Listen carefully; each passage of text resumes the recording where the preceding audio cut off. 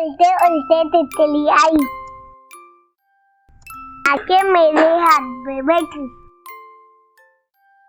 तितली तितली मैं चलाया, अम्मी अब्बू को बुलाया। आए आके तितली देखें, फिर इसको जल्दी से पकड़े। अम्मी ने ये तितली लेकर डाली एक डब्बे के अंदर, जिसपे सारी लाल तितली सोती रही, आराम से लेटी।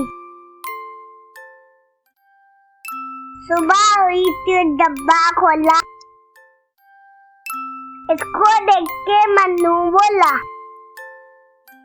देख हमारी तितली है ये, कितनी प्यारी तितली है ये। तितली उड़ गई आंखें दिखाती सब उल्टी आंखें। सबसे कहती थी ये तितली, बस फुल्टी में